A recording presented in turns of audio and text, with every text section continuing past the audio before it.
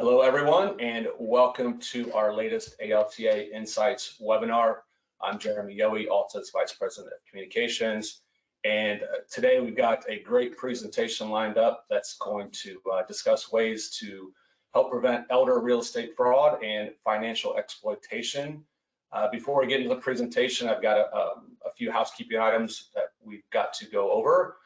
Just as a reminder, our webinars are recorded. You'll get an email with a link to the recording tomorrow, and you can always access all of our webinar recordings at alta.org/webinars.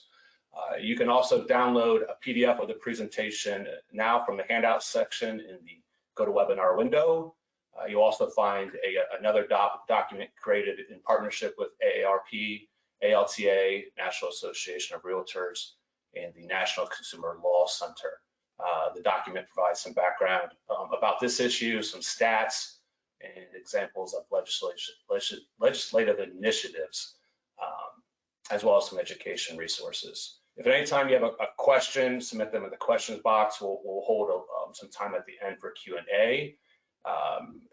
As many of you know, this webinar is offering CE and CLE credit for many states. Credit's only available for those attending the live presentation. To meet state compliance, we'll have a couple of poll questions sprinkled throughout the webinar to make sure you're paying attention, so no multitasking out there. At the end of the presentation, I will post a link in the chat box so you can provide the information that we need to report your credit. I'll also post some additional instructions in the chat box to help ensure you get this credit.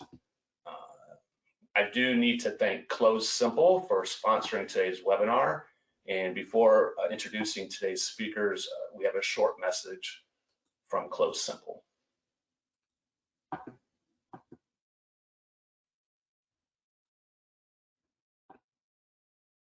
Introducing Close Simple, the one-stop solution for simplified closings. With Close Simple, title and escrow companies can automate communication effortlessly, keeping real estate agents, buyers, sellers, and lenders updated every step of the way. Utilizing the secure portal, they can seamlessly share documents while notifying customers to complete tasks, all on one secure platform. And rest assured, with Close Simple's suite of fraud prevention tools, every aspect of your closing process is protected. Plus, Close Simple is fully integrated with popular title production software, so your team can do more with less work. Our team can't get enough.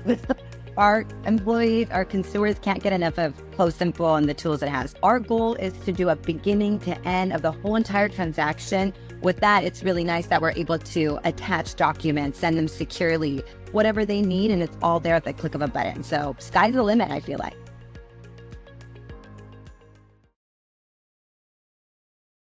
Okay, all right, thank you, Close Simple.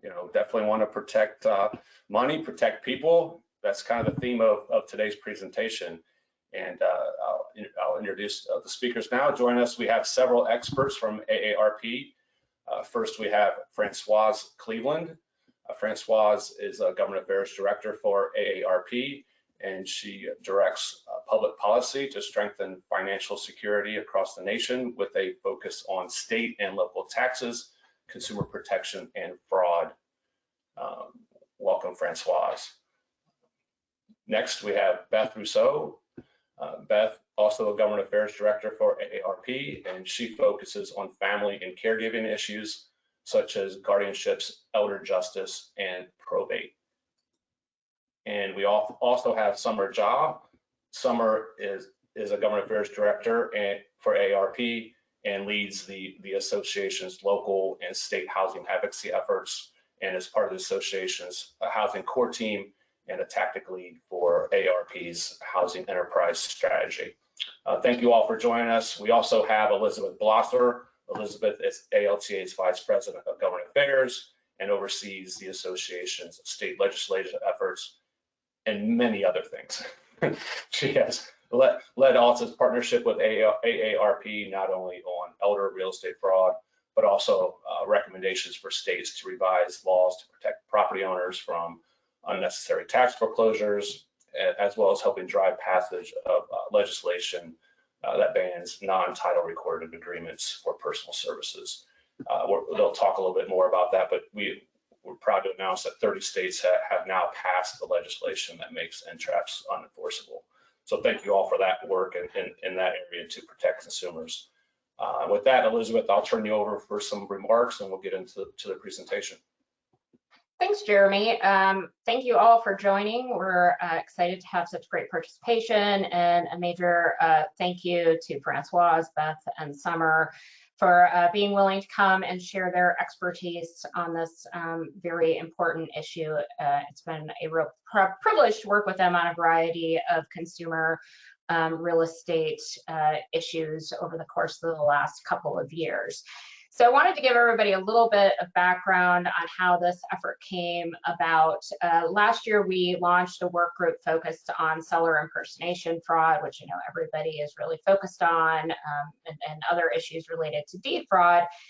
That group has put out some great resources, is continuing to put out some great resources, but as we got into discussion, you, our members, started talking to Caroline and I about this issue of elder real estate fraud and financial exploitation.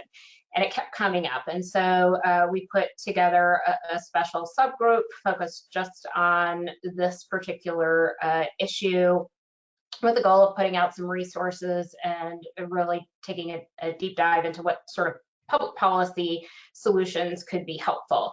And so that has been an ongoing project and something we're very happy to partner with AARP on, as well as NCLC and NAR. The conversations and feedback from all of you on what you're seeing in terms of fraud and concerning illegal activities is really beneficial. And I'm happy to say we now have some data to back all of this up. So one of the good things about joining an ALTA webinar is you get some scoop information. So we do have next month our survey on seller impersonation fraud. Those results will be coming out next month. But you're going to get a little sneak peek because we did ask people about this issue as well, how much they were running across elder real estate fraud and financial exploitation. And 35% of title companies said that it was common to some degree in their practice, with 8% saying it was very common. So certainly an issue that we want to continue to be focused on. Jeremy talked about the documents that are available for download. One of them is a 2-pager backgrounder on this issue. You are welcome to download that, use it however you would like, put it out through your networks, provide it to your customers. I would also say if you're doing any sort of education events with realtors, to make sure that you are including that and having some communication with them on the issue as well. So with that, I am going to turn it over to Summer to start the conversation. And again, as Jeremy said, I encourage you all to put questions in the chat. Thanks. Over to you, Summer. Perfect. Jeremy, if you can have the slides up the screen. Yes, they should be up. Do you all see them? As of now, no. Okay, it must be paused from the video. There you go. All right, sorry about that. Perfect. Thank you so much, first of all, to ALTA to have us on this webinar. I was there for the Advocacy Summit in DC. It was a pleasure being there in person. What we are trying to do in this webinar is just talk about the collateral that we had prepared and the contents of that and why we came in and different aspects of that collateral. We will discuss some red flags that we have in relation to fraud and financial exploitation, the difference between fraud and financial exploitation, some legislative efforts that we have worked on. We already discussed the entraps issue that we were at the start of it. There'll be a nice map showing you the work that we have done in relation to entraps, but we also have other legislative issues that we want to discuss. So that's the start of the webinar, I would say, and I will just hand it over to Francoise. Thank you, everyone, for joining us today. Can you advance the slide, please?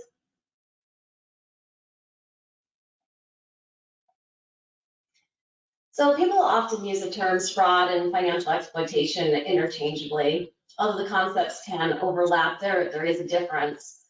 So fraud is a targeted deception intended to result in financial or personal gain, usually with intentional lies or misstatements.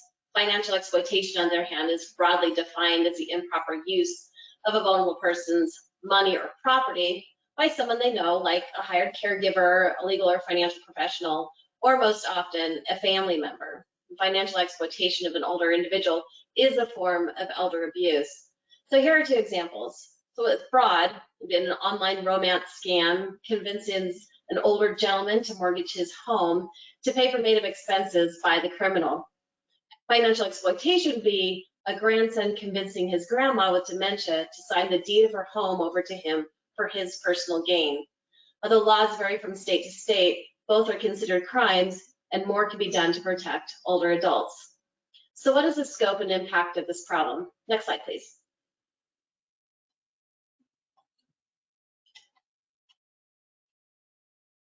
Next slide, please. Thanks. The answer is a lot. The Federal Trade Commission estimates that adults age 60 and over have lost $1.9 billion to scams just in 2023.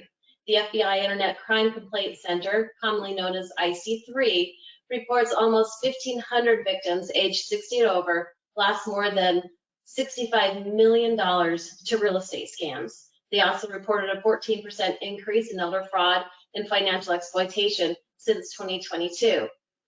Even more significant, these numbers do not fully capture the frauds and scams targeting these older adults, as only about half of the more than 880,000 complaints received by IC3 in 2023 included age data.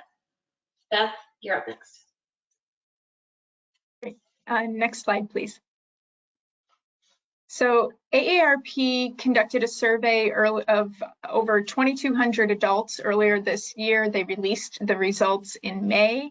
What the study showed is that 91% of individuals recognize that fraud can happen to anyone. A third of the adults who responded to the survey admitted that they themselves were vulnerable to theft by responding to texts and friend requests from people that they didn't know.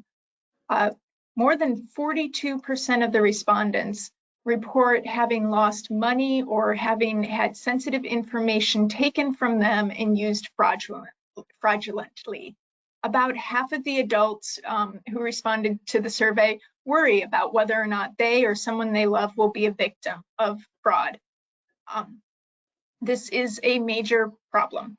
46% of individuals, though, have said that they passed the information that they learned the hard way on to friends and family, because one of the key prevention strategies with fraud is education and making sure people are aware. Fraud surged in the last several years. There were $2.4 billion reported in losses in 2019. In 2023, there's been about $10 billion reported in losses. This data it's hard to quantify data sometimes with elder abuse for a whole variety of reasons, but these figures jive with what FinCEN, which is the Financial Crimes Enforcement Network, recently reported. Between June of 2022 and June of 2023, financial institutions reported $27 billion of suspicious activity. So it's definitely an issue that is rising. Next slide. I think it's a poll. All right, quick poll question. Some scary numbers on how much money is being stolen or attempted to be stolen. We have a quick poll. If you could take it real quick, make sure everyone's paying attention. Have you witnessed elder fraud or financial exploitation at the closing table? We'll take 10 seconds or so to put in your answer. We'll close it. A few more seconds. Oddly enough, we got about 70% that says no, they have not. 18% yes, and interestingly, 12% not sure. So hopefully some people are here learning about what it looks like. So turn it back over to you all. Great. Can you do the next slide? Perfect. So what are some things to be on the lookout for? You want to be on the lookout for forging of signatures on legal documents.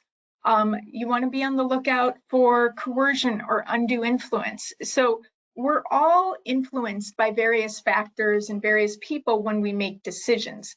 Undue influence is when someone uses excessive persuasion to cause another person to act or not act, overcoming their free will. So when a person makes a decision like purchasing a car, you seek out the advice of your friends and neighbors and trusted individuals. Undue influence is when somebody uses their position or their relationship with you to cause a result that is inequitable.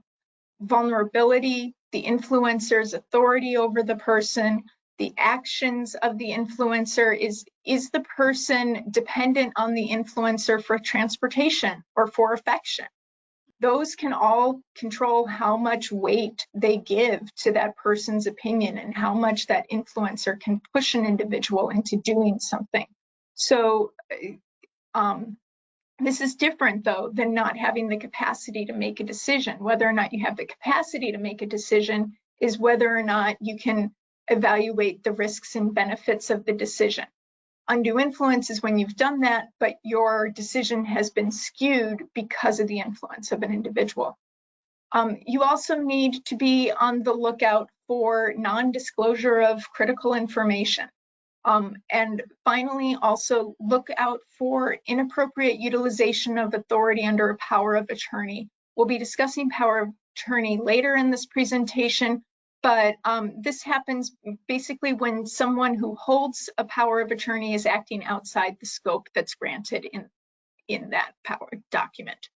Next slide.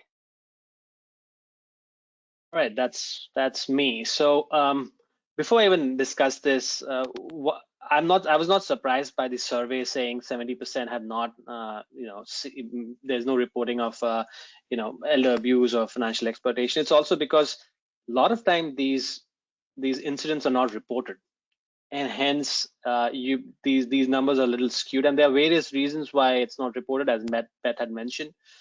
We can discuss that also. And I think during the in-person meeting in the Alta Advocacy Summit, I did mention one of the reasons is a lot of times it's because of shame that people have, and unfortunately, people make the comment of the you had a senior moment or an elder moment. Those are terms you should not be using it for a person who is going through this issue, because this kind of issue can happen to any age group, and not only older adults. Anyway, just talking about this unfair service agreement, or NTRAPs as we call it. As we started at the start of the webinar, we discussed that this is something that ALTA and AARP have worked so closely on this issue. I would like to thank Elizabeth to just bring this up to when we were in the working group and develop the model bill for this issue. And now, as of today, 30 states have passed it. I know Hawaii and Illinois, the governor is yet to sign the bill. I'm pretty sure that's going to happen. But what's more important is that we took this issue up, and this issue was a bipartisan issue. If you're not aware what unfair service agreements or NTRAPs are, is basically there was a certain Florida-based company which was, they were going to homeowners and in exchange of money, signing an agreement with the homeowner for 40 years to become their exclusive real estate agent. Now, just to give you a context, a standard listing agreement with your real estate agent is typically for a year. And here it was unconscionable to sign a 40-year listing agreement. And that is something that was predatory. That is something that was unconscionable and was taking away equity from the homeowner, as well as it created other financing issues like creating a lien over the property. That agreement ran with the land. That means if your property was handed over to another person, that person would have to abide by the contract. So a host of issues with this. We worked on a model bill with ALTA and other national stakeholders, and as of today, again, 30 states have passed it. And can we go to the next slide? What's more important is right now, as of today, I think 11 or 10 state attorneys general have filed a lawsuit against MV Realty, which was the company which was primarily involved in this practice. It's important that we have a legal action in this issue, is because a lot of the agreements that have been signed, a lot of the legislation that have passed are not retroactive. That means the day it's effective, it's only post any agreement signed after the effective date of the legislation that is affected by the law, but not the already signed agreement between MV Realty and the homeowners. So it is important that there has to be a legal action on this issue, so that at least the courts can decide whether the existing agreements that are there, that have been signed by the homeowners, have some sort of a recourse to it.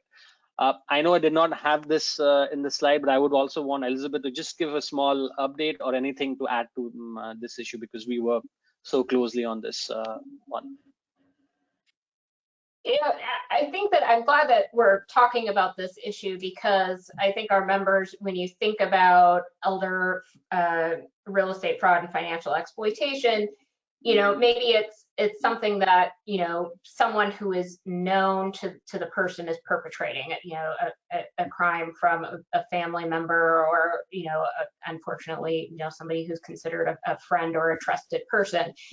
But, a lot of times this fraud can be perpetrated by, again, the unsolicited phone calls, the door-to-door issues. And, and so hearing from all of you, our members, about these types of situations does help us on the national level design policy, talk to key regulators and others about these issues to make sure that they get addressed. I had the opportunity just this past week to be part of a conversation in Tennessee about a gentleman who said somebody came to his house, he signed documents, he didn't really understand what they mean, he didn't get all of the information, and these are the types of scenarios that are happening. And so as you hear about these, making sure that they are reported and that we're hearing about them is really helpful for developing policy both on the state and federal level to help provide more protection for our consumers. Thank you, Elizabeth. I think, Beth, that's you. Great, thanks. Can you flip this?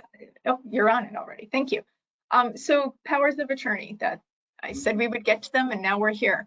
What is a power of attorney? Power of attorney is not a person. A power of attorney is a document in which one person grants authority to another person to make decisions or take action for them.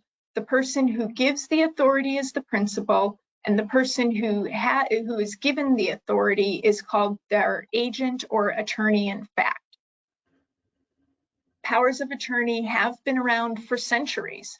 Often they're really convenient ways to get tasks accomplished, especially before the advent of being able to securely electronically sign documents. Traditionally, under common law, powers of attorney, if they didn't already have an end date built into them, were just no longer effective once someone became incapacitated.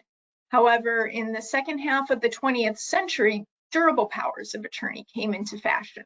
And these durable powers of attorney allow for the authority of the agent to continue either past a person's incapacity or to even not start until that person becomes incapacitated. But because the agent is exercising authority on behalf of the principal while they're incapacitated, they've gotten the reputation of being licenses to steal, because it's just an agreement between the individual and the agent, and there's no other oversight traditionally with them. There are three general types of power of attorney abuse. One, where transactions exceed the scope of the authority granted in the power of attorney. The second kind is when the agent engages in self-dealing transactions. And finally, when transactions that are conducted in contravention of the expectation of the principal. So when the principal didn't really understand what authority they were giving the agent. Other concerns with powers of attorney are that you do have to be concerned about the undue influence. That was, if there was any undue influence involved with its creation. Was somebody unduly influenced to pick a particular individual as their agent? And again, undue influence is different than capacity. You can still have the capacity to make a decision. The question with undue influence is, were you pushed to make that decision? So why is abuse so easy under powers of attorney? Powers of attorney have broad authority. As I stated before, there's little monitoring. It's an agreement between two people generally, and nobody else from the outside necessarily has the ability to look into that, unless you're showing your power of attorney, unless you're showing the documents to a third party. There's unclear standards sometimes of what the duties are owed to the principal. And the principal, as I stated earlier, doesn't always understand what they're giving away, or there can be a delayed awareness that something was taken. It can be hard to hold agents accountable when they abuse their authority. Next slide, please.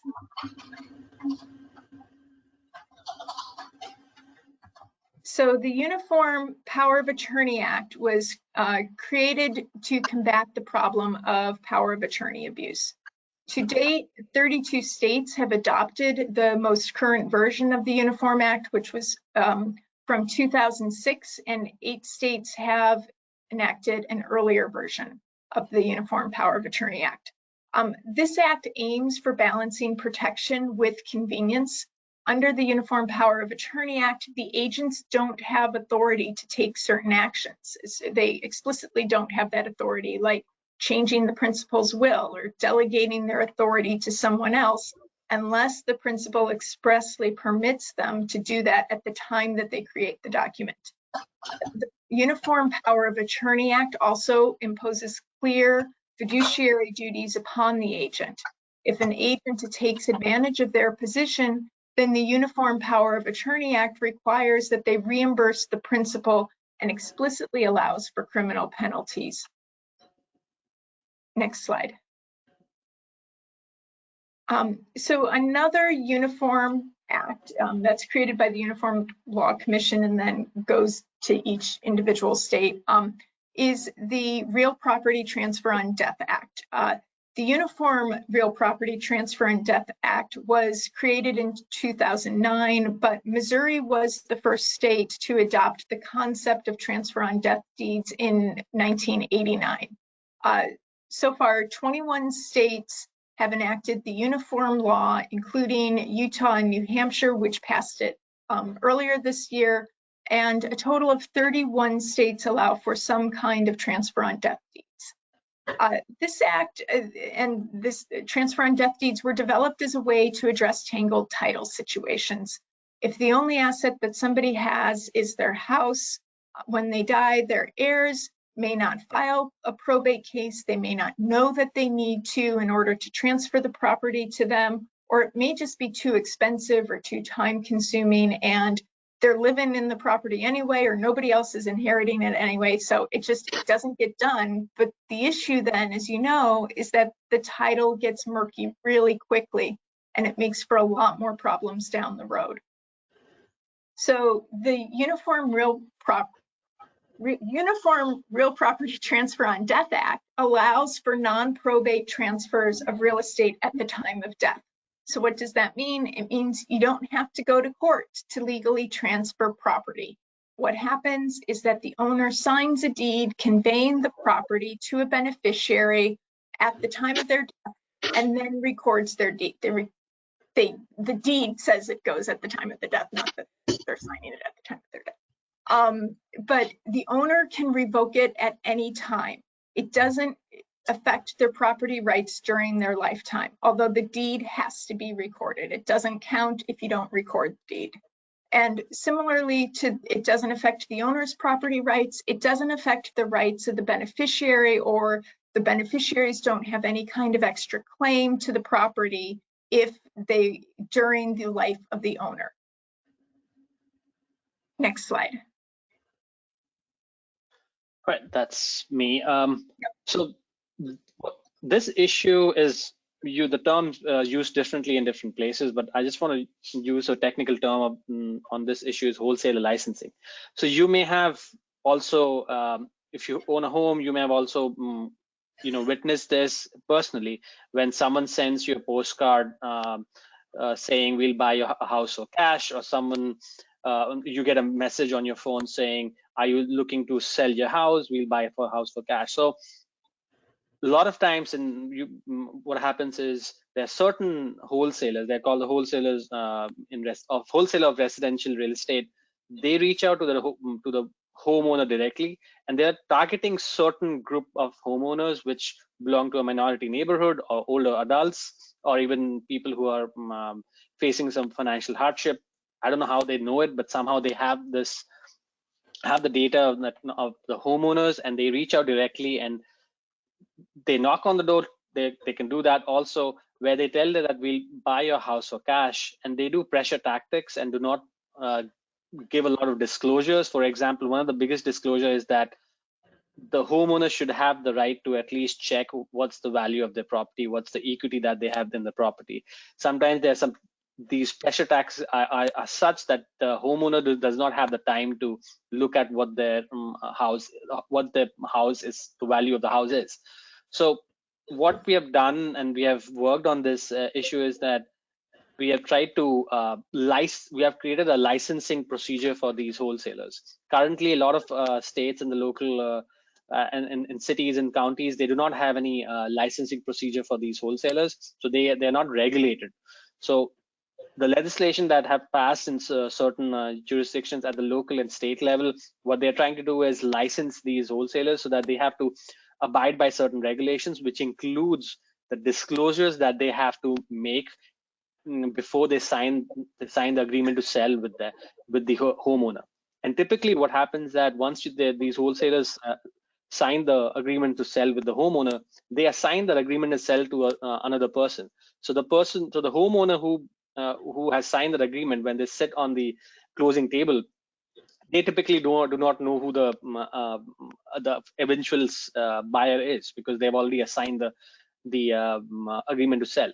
So those disclosures are never made. Those disclosures, they do not even disclose that you have time to get a lawyer involved or a real estate agent involved, and since they're not regulated. So at the local level, I remember when in my previous role in the Realtor Association, we drafted this legislation in Philadelphia and passed this legislation where there was a licensing procedure and regulation passed. Similarly, at the local level, Houston, Atlanta have done it.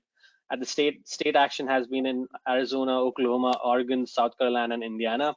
And I know currently in Pennsylvania at the state level, they're trying to pass a legislation which provides for wholesaler licensing. So this is another predatory method that the wholesalers do it, because they do a lot of pressure tactics. And I can give you a personal example. It's a little scary that I got a postcard with a picture of my house in Philadelphia, and it was not a Google image picture. It was actually someone standing in front of the house and taking a picture, which was really scary, that someone's outside is just taking a picture and sending a postcard saying we'll buy a house for cash. So again, this is one of the other method that we are trying to make sure that such predatory practices are not are regulated, at least. If not, we cannot stop this kind of business, but at least a proper regulation with proper disclosures should be given so that this does not lead to people losing their equity. Next slide. Right, that's you, Francois. So I was hoping we'd have some kind of opportunity where like raise hands or something where I could see faces, because I want to know, y'all have heard someone tried to steal a Graceland. I was like, how could something like that happen to such a high profile piece of property and think they can get away with it? I don't know the thought process, but obviously they didn't. But it led you to think, like, if this could happen to Graceland, to Elvis's home, it can really happen to everyone. So deep theft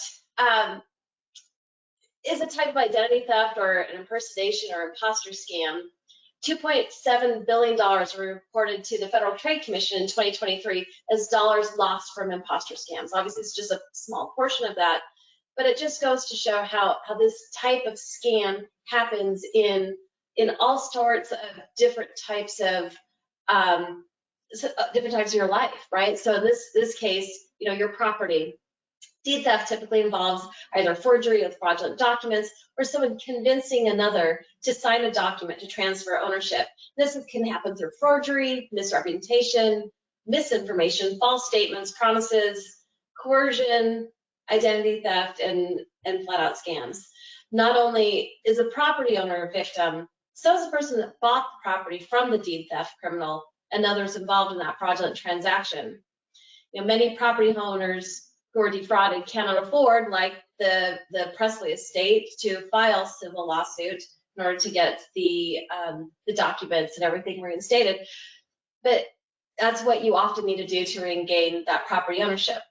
Next slide, please. I must have some kind of lag in my slides because it doesn't come up to me as quickly.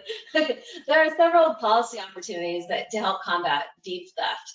Currently, criminals are turning away from remote online notarizations because it is too difficult to get past the multi-factor identification verification that most states require. It is recommended states pass laws allowing traditional notaries to use the same multi-factor identity protocol as is now required for remote online notarization.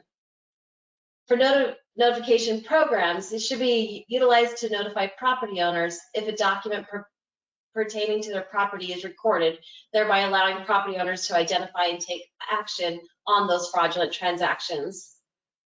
Criminals are also using leveraging data from publicly accessible online land and tax records to commit the deed theft. While access to public records should be prioritized, measures should be put in place to prevent bad actors from using large-scale downloads of data to commit this fraud. Record keeping, increased law enforcement, and education can also help as well. I'd like to highlight two state examples of recent legislation that states are using to kind of push back this deed theft. New York passed legislation last year increasing deed theft protections by allowing the Attorney General and local district attorneys to pause eviction and ownership dispute proceedings related to deed theft investigations or litigation. In 2024, New York passed the Heirs Property Protection and Deed Theft Protection Act as part of the governor's budget. Notable in this legislation is the addition of deed theft to the grand larceny laws and the enhancement to first-degree larceny, which is a Class B felony, the most serious felony you can face for theft in New York, for committing deed theft, regardless of the value of the property, if it is owned by an elderly, incompetent, incapacitated, or disabled person. Last year in Florida, they passed a deed theft legislation that, amongst other things, requires the clerks of the circuit courts to create, maintain, and operate a free recording notification service to provide property owners who register for the service with early notice of land records, such as a deed, has been filed on their property. And now I think we have another poll question. Jeremy? All right, thank you, Francoise. I don't think it's you. I think it's my internet. I got a new modem and router last week, and it is going super slow. And it won't actually let me launch the poll, so answer it in the chat box, and that will suffice. You have an elder person at your closing on a refinance. She has her niece with her, and during the closing, the elder is asking questions of the niece if she's doing the right thing. What should you do? Continue on. Inform your supervisor, or blame the niece of elder abuse. You might not want to do that. All right, everyone's kind of gave away one of the answers. Everyone, most people, they're coming in quickly. Number two, excuse yourself and inform your supervisor and kind of go from there. Yes, that's the correct answer. So, all right, thank you very much. Turn it back over to you.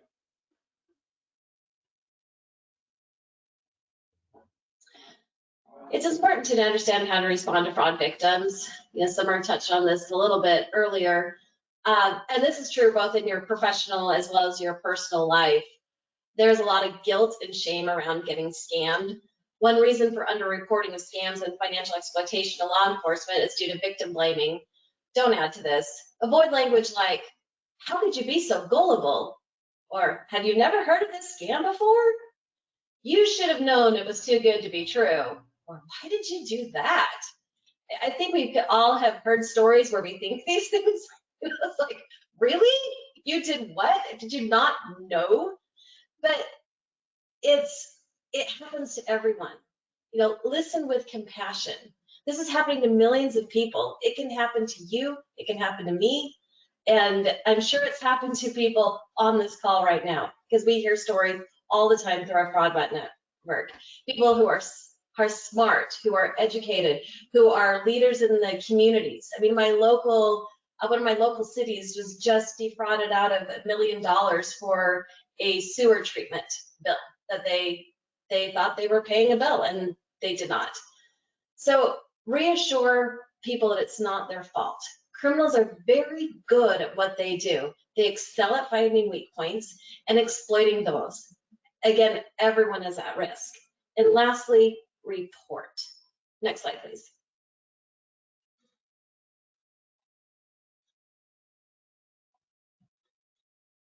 It is very important to report fraud, scam, financial exploitation. The more information the authorities have, the better they can identify patterns, link cases, and ultimately catch those criminals. And that's our ultimate goal.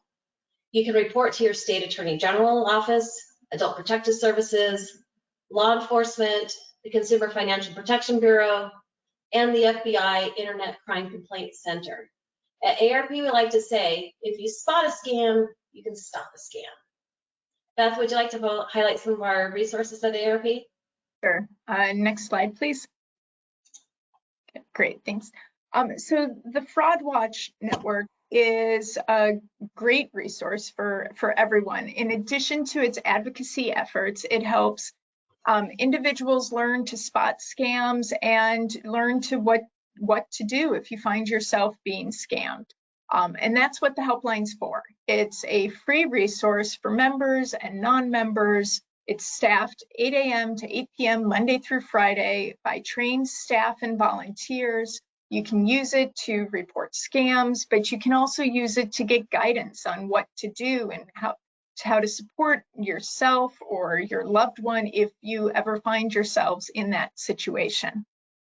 We also have a lot of resources for veterans. I apologize, I was just double checking that link that's on the slide this morning. It does not work, but if you just Google AARP veterans, you can get yourself to the resources that we have available for veterans. Veterans are targeted by scammers because of the benefits that they've earned. And so there are specific resources that we've developed to help veterans deal with the fallout from that. The Perfect Scam podcast is a podcast that is available wherever you like to find your podcasts. Every episode has a real life story about a scam. Sometimes they are multiple parts because they are just that long and involved. They're riveting. But each episode also has interviews with experts who can offer tips and insight into the fraud that was occurring in that story. AARP also partnered with Volunteers of America on the program Resilience, Strength, and Time. As Summer mentioned, and Francoise too, being the victim of the scam is emotionally devastating. This program puts together individuals who are struggling and have some kind of sense of inadequacy, failure, isolation, frustration for guided conversations within small groups that can help them regain a sense of resiliency, some sense of normalcy.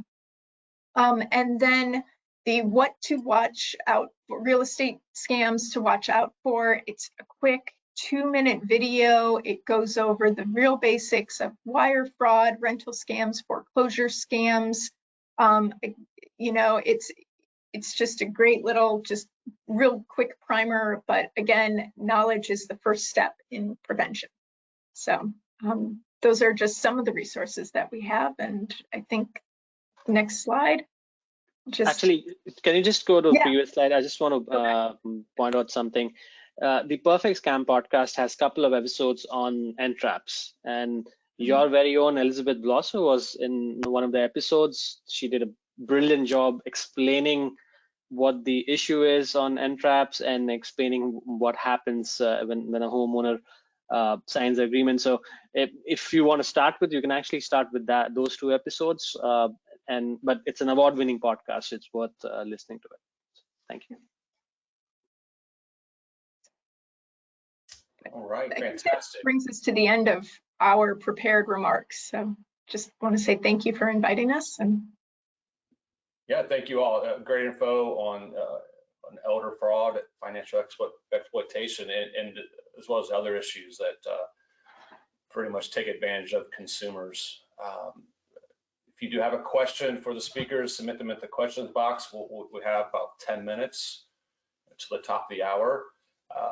As a reminder, if you miss parts of today's webinar, or if you think others in your office would benefit from listening, a recording of the presentation will be available at alta.org/webinars, and you'll also get an email tomorrow with a link to the recording. So just a reminder, put your questions in the box. Sorry, I didn't mean to cut you off there. Go ahead. Oh, I've got some questions to follow up if we're waiting for a few to come in from folks. I want to say thank you again so much for participating in this webinar and providing all of this great information. Certainly people have record amounts of equity in their home, and unfortunately that is bringing out the criminals left and right and sort of all sorts of fraud and scams. And so it's really important for our members to be aware of this, how to protect consumers, reporting, all of those pieces, and make sure that our realtor and lender partners are also aware. And we want to make sure we're providing education out in our communities as well. One thing that I wanted to bring up is obviously we know from demographics that we have sort of an aging population. And, so I think that these issues that are related to older adults are getting more attention. All of you work in the government affairs space. I mean, how much attention and focus do you think there is from, lawmakers and regulators on these issues? Is it really kind of front and center for them? Is there more education to be done? What do you think the focus is from the people who have the power to make some of these changes we'd like to see?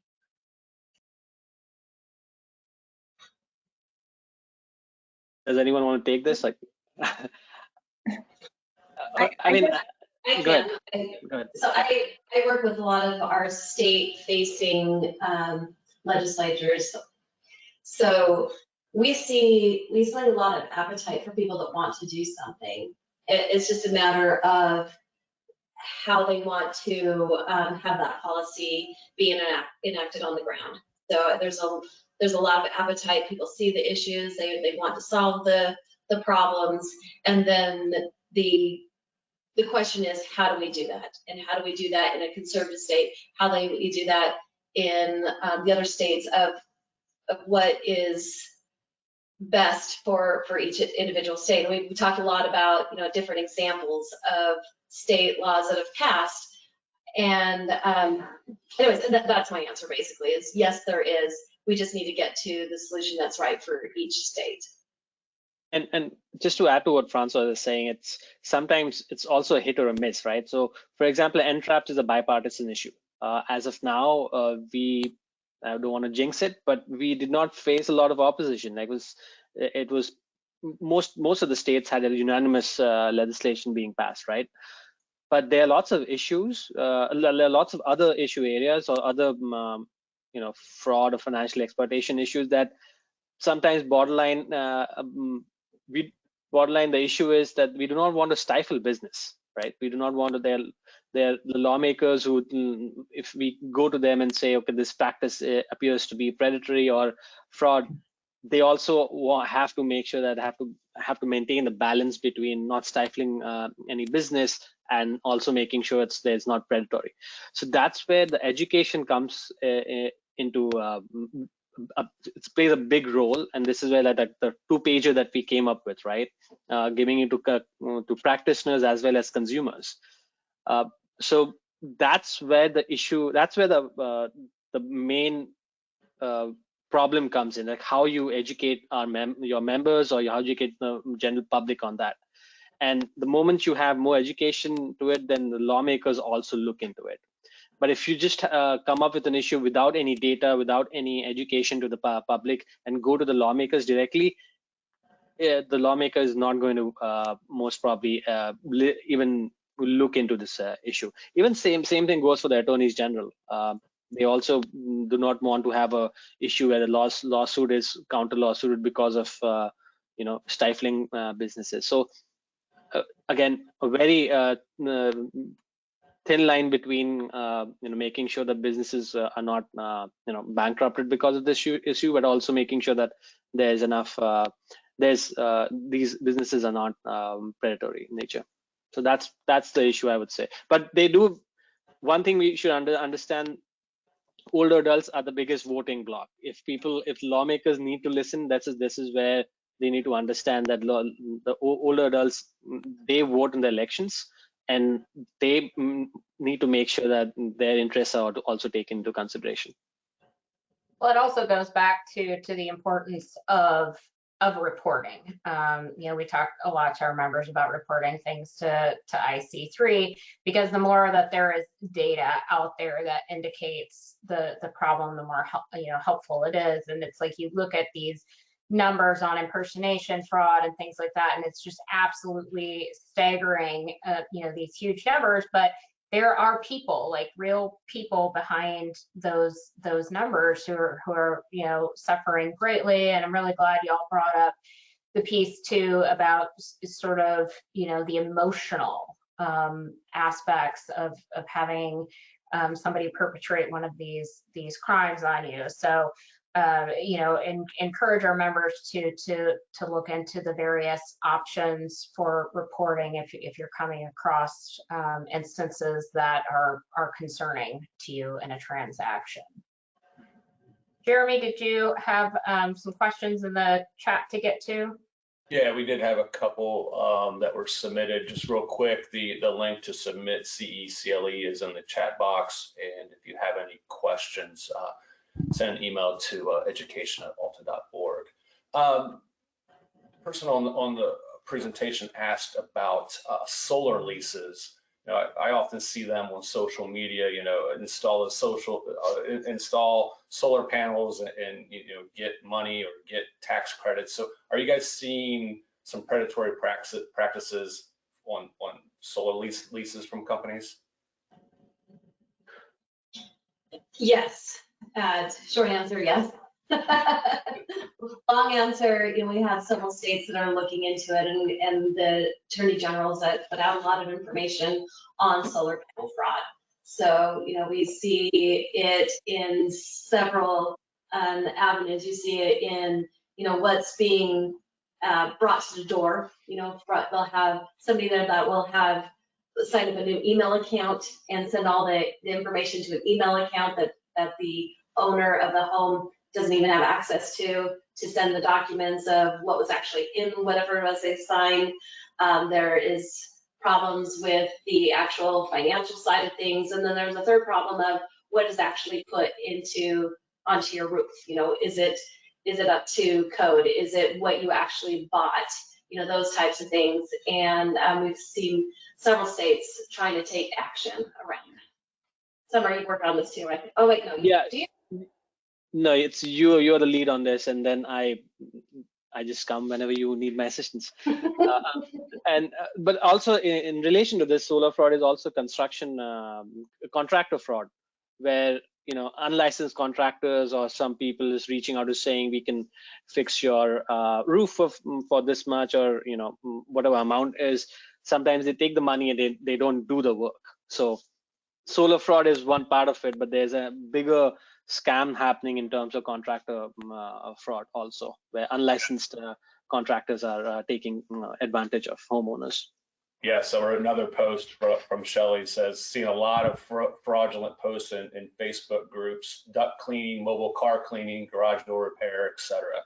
So this is where licensing is very important. So when you have a contractor, just make sure that you get the license, the contractor license, before they start your work, or even you start interacting with them. You should do your research in terms of who this contractor is. okay. We have another question, Elizabeth. I don't know if you have one. We'll do. Maybe we have time for a couple more and then wrap up. Do you all have any suggestions on how to prevent an attorney, in fact, signing a deed that might not be what the principal wants? And how can our people go about finding out? So I think, I mean, you can find out if somebody's saying that they're operating under a power of attorney. You can ask to see the power of attorney document and read it yourself and send it to your attorneys to review it if you need help understanding what's in that document. And if you have concerns, ask questions. Ask questions of the individual, ask questions of the owner or of the principal of the document if they're available to you. If they're not, try to find out why not, and talk to your supervisor if you've got policies in your own office about how to deal with these situations. But don't necessarily feel like you have to go through with it right away. Like if you've got questions, ask them.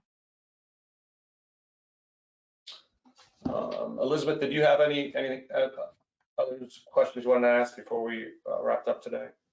Actually, just kind of one follow-up piece on that part. It's anytime you're doing a transaction, maybe you have lock rates, you have sort of all of these factors.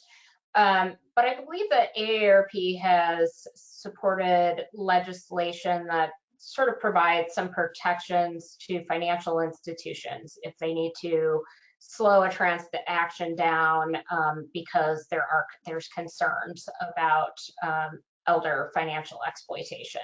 Can you guys talk a little bit about those efforts? Yeah, so there's the North American Securities Administrators Association, NASA, has a Model Senior Act that was developed for the securities industry, but it's been sort of expanded for other financial institutions, including banks and credit unions in individual states. Some individual states have just expanded it to all financial institutions, and it's when somebody is coming to the bank or to their broker to make a transaction and they're getting that weird feeling and they're like, this isn't good. That legislation, gives those institutions the ability to say, wait, let's just hold this transaction for a minute. I'm going to make a report of harm to Adult Protective Services, to law enforcement, and lets those agencies then make investigations and take the time to do the investigations and see if other action is needed or if everything is okay. And I don't have the numbers. Francois, do you remember the numbers off the top of your head? I think it's about roughly 30 states have adopted the NASA Act so that it relates to the securities industry. A number of other states, a number of those states have also adopted it for other financial institutions. I think it was up to 40. I think there's only about 10 states that haven't done either. Okay. Great, thank you. Mm-hmm. All right, well, there are no more questions in the queue. We are at the top of the hour, so thank you all for joining us, offering your expertise on elder financial abuse and the other issues we chatted about. And again, thank you for your partnership on this and other endeavors. As a reminder, you'll get an email tomorrow with a link to the recording and a link to download the presentation. We do need to thank Close Simple once again for sponsoring today's webinar. And with that, that will bring us to the conclusion of today's presentation. Thank you. Take care, everyone.